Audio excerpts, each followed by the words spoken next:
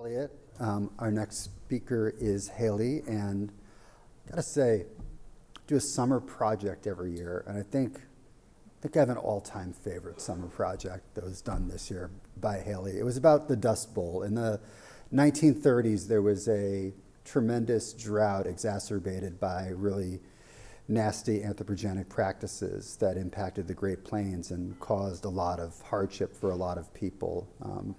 Many have probably read The Grapes of Wrath, other books about that period of time. Hayley brought to my attention a man named Campbell, who suggested to Minnie, and Minnie took his advice, that it would be a great idea to just go as far west as you can into the dry plains and just farm. And you're all going to be good. I'll sell you all the land you want, just go ahead and farm. And really, with his encouragement to people to go farming where they shouldn't farm, it, in combination with the climate variability that brought about a drought over the Great Plains, led to a human catastrophe. And what really impressed me was, Hayley is a classical civ major at UCLA and master's degree in museum from University of Washington. Didn't just go into the agriculture and the history, but actually took found papers that people wrote where they did climate model simulations with various sea surface temperature patterns and various modes of natural variability, and really showed in the summer project that it was the combination of the overuse, overburdening of the land and misuse of the land with the climate disaster that made this occur. The natural variability alone wasn't enough to explain the scale of the disaster. It was a combination of human intervention and the climate variability that led to the Dust Bowl. And the way that presentation just brought that terrible period in history to life was really amazing. And Hayley's work has just been of a really high quality all throughout. And I've had to consult a thesaurus more than once during meetings with Hayley, because she uses very specific words in very specific ways that us scientists sometimes can't keep up with. So I really loved having Hayley in this program, and her work has been A+ quality all throughout. So Hayley, it's all you.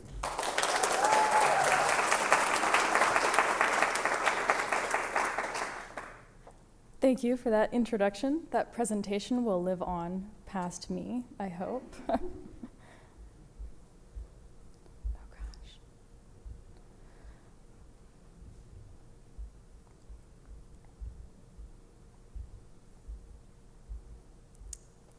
Okay. Hi, everyone. My name is Hayley Makinster, and today I'll be presenting on my capstone topic, which is titled Opportunities for Incorporating Food Landscapes in Public Parks. I'd like to start off with some of the background research that informed my study. The topic that I focused on for this project looks at the separation of food production from urban and metro areas. Part of this issue stems from the increase in urbanization over the past few decades. Currently, over half of the world's population, almost 4.8 billion people, live in urban areas, with that number expected to increase to 68% by 2050. In North America, 82% of the population has lived in urban areas since 2018. Increased urbanization has had a number of impacts, including an increase in the built environment and impervious surfaces, and the separation of urban populations from rural environments. In the United States, urbanization is associated with an increase in consumption, along with urban sprawl that prioritizes single-family homes and a dependence on the automobile.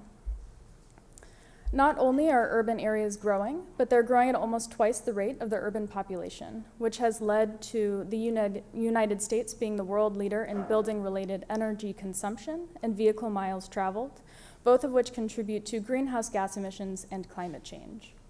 In total, cities account for roughly 70% of global greenhouse gas emissions. Not only are people moving to urban areas, but urban areas are growing towards rural communities, which causes these communities to transition and become more developed with time. This increase in urbanization has in turn led to a decrease in prime farmland, which historically has been located around urban areas. According to the 2017 Census of Agriculture, 34 states in the US have experienced farmland loss. In California, 40,000 acres of farmland are lost every year due to urban expansion, while San Diego County has lost 20% or 60,000 acres of farmland in the past decade. This has resulted in urban populations being separated from food growing systems, since urban areas traditionally exclude food production. With an increase in urbanization and a decrease in farmland, cities are beginning to experience a shift in how people view food growing activities, which has led to an increase in urban agriculture. Urban agriculture encompasses a number of growing activities, including community gardens, green roofs, and vertical gardening. Generally, these projects are run by nonprofit organizations and take place on private land. There are examples of community gardens being built on city-owned land, although generally these spaces remain run by organizations and community groups rather than governments. While urban agriculture is growing in popularity and most likely will continue to grow as cities increase in size, it's still less common to find these projects taking place on city-owned and city-maintained land, which includes public parks. Public parks currently resemble pastoral environments, incorporating rural open space into an urban setting, and often incorporating forms of recreation such as playgrounds, sports fields, and trails. These spaces generally consist of non-native plants, including lawn areas and shade trees, and rarely incorporate food production. As of 2018, it was measured that over 2 million acres of land in the US's 100 largest cities are devoted to urban parks, with this space dedicated to community and residential use. Although there is a substantial amount of open space that's set aside for urban parks, there are still few studies that look at how to incorporate food production into these areas. So the purpose of my study was to explore cities' views on food landscaping projects in public parks and to create an implementation guide that can be used by city governments to convert existing public green spaces into multi-purpose food landscapes. This study used the city of Poway as a case study to look at why cities are not pursuing these projects, and also to look at the types of information that would help cities in developing these projects. My research was guided by 2 questions. The first is, what are the benefits and barriers to implementing food landscaping into existing public green spaces? And the second is, what are the mechanisms and pathways for implementing these projects? So I just wanted to include some information on my case study. I was interested in focusing on Poway for a number of reasons. One is that I'm from Poway and I currently live there, so I am familiar with the city, and I was interested in discovering why urban agriculture projects are not being considered by the local government. The city of Poway is located in San Diego County and has a population of roughly 50,000 people. The city's motto is "the city in the country," so the city has in some ways tried to preserve a very rural feel. The city has quite a bit of green space, perhaps more so than some other cities in San Diego County, so there are a lot of areas that could be used for these food landscaping projects. The city currently has 25 parks, although some of those spaces are set aside for conservation areas. The city's general plan, which outlines the future direction that the city wants to take, was last comprehensively updated in the 90s. While many cities in San Diego County are incorporating sustainability initiatives into their general plan updates, this isn't something that we're seeing with Poway. In addition, the city currently has 3 citrus groves, and these are the only sorts of big urban agriculture projects that the city has going on.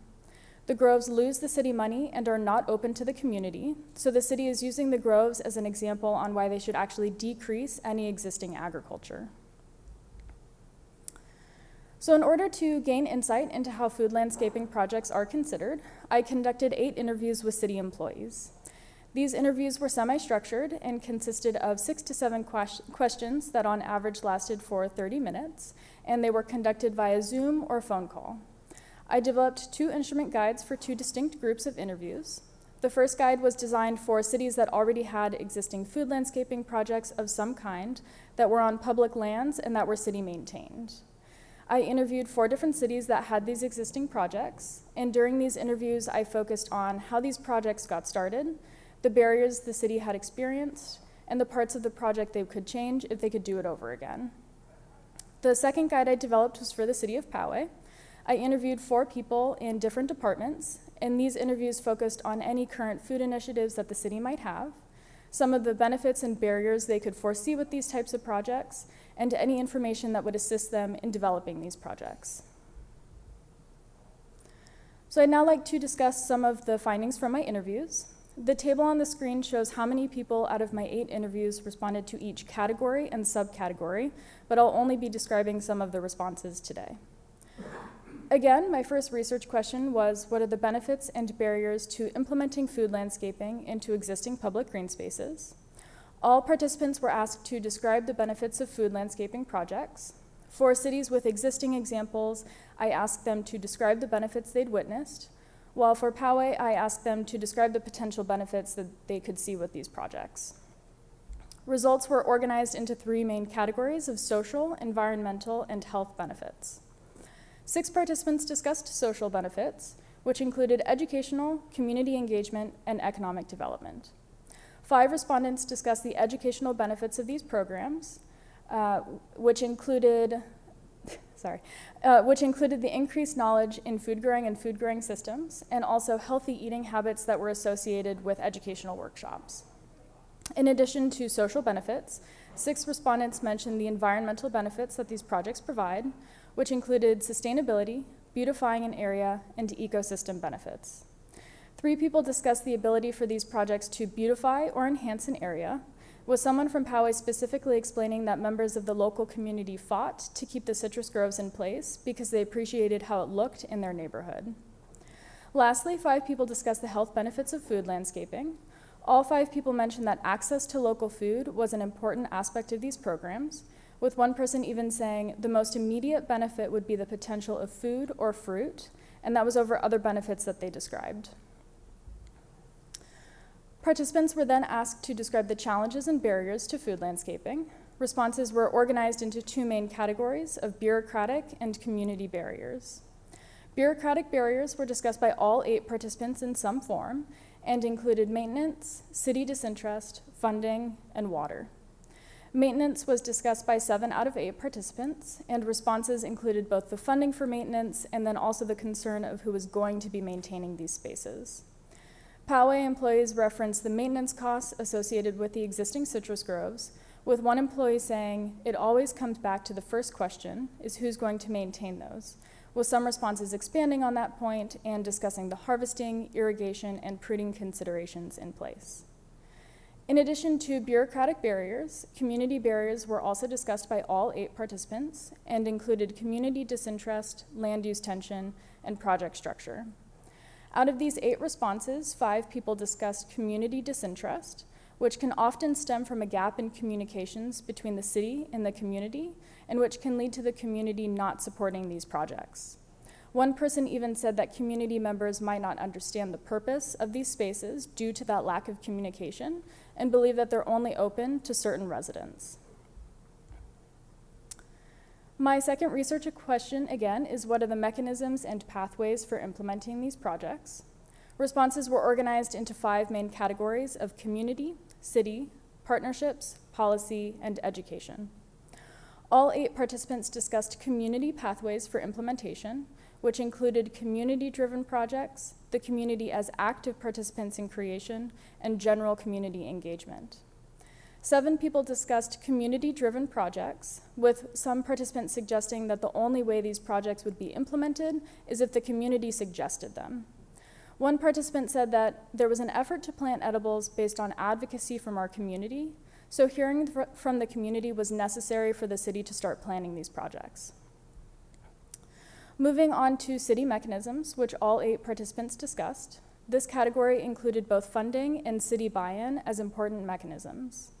Funding was discussed by 7 participants, with multiple people saying that fully or partially funded project plans, which included information on grant funding, would have a higher chance of being implemented or even considered by cities.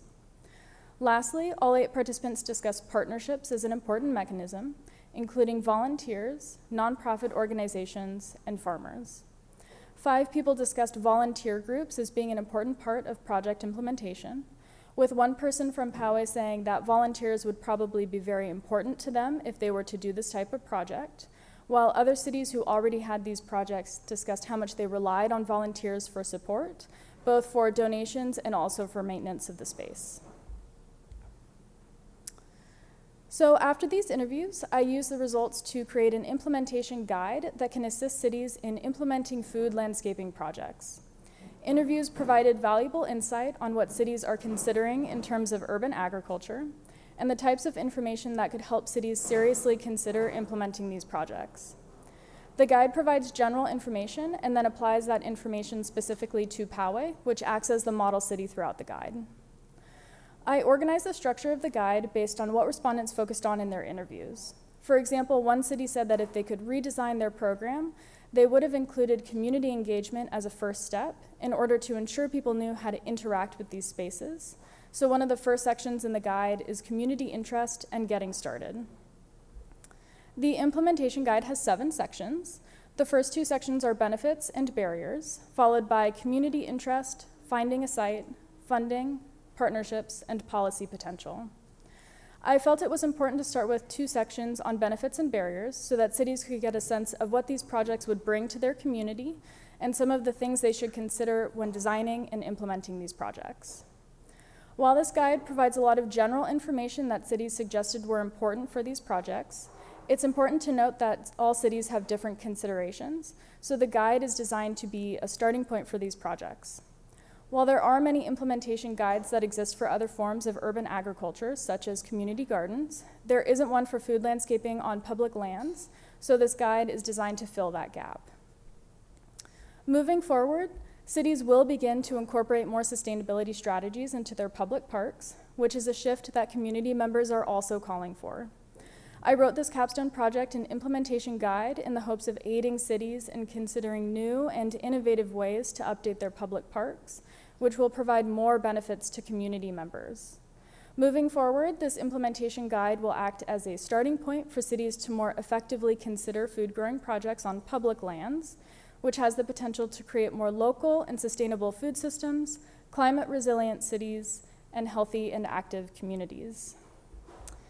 And I'd like to end today by thanking my committee members, Dr. Amy Lerner and Dr. Muriel Bussell, for all of their help throughout this project. I really appreciate it. Thank you.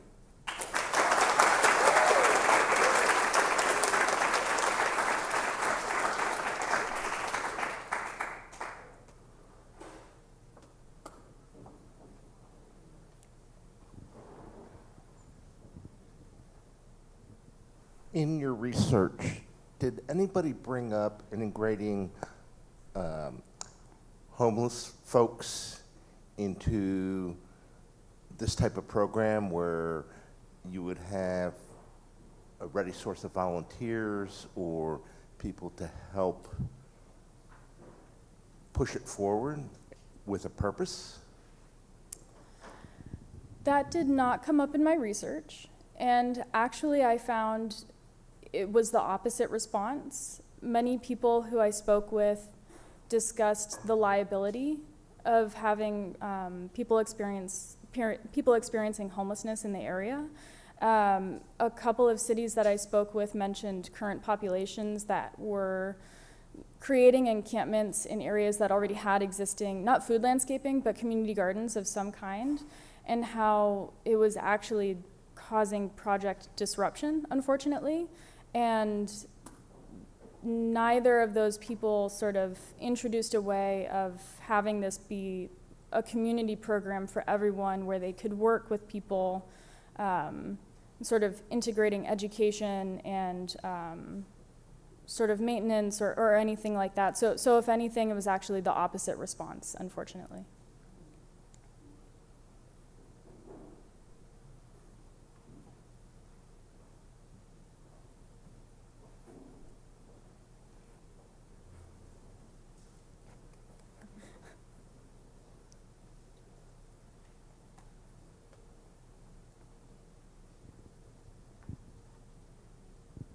Great job, Hayley.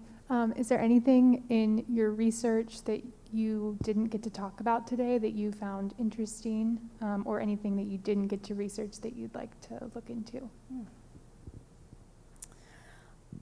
I think one of the major barriers to this research, and I think what I could have sort of pursued more, would have been more cities that have food landscaping projects that are not advertised on city websites. And that was something that I spoke about with one of the people I interviewed was that their website was actually not updated and hadn't been updated in years. So their project information was not current with what they were working on. So after I had interviewed my cities and I was compiling my data, I found that there were other cities that had sort of similar projects, but because they don't advertise on their website and because maybe they don't want people to know about this for whatever reason, maybe it's not incorporated into their program offering yet. So this was something that I felt was a major barrier to this project, is because I'm relying on cities to sort of post this information and really advertise. And if they're not advertising, then these projects sort of fly under the radar.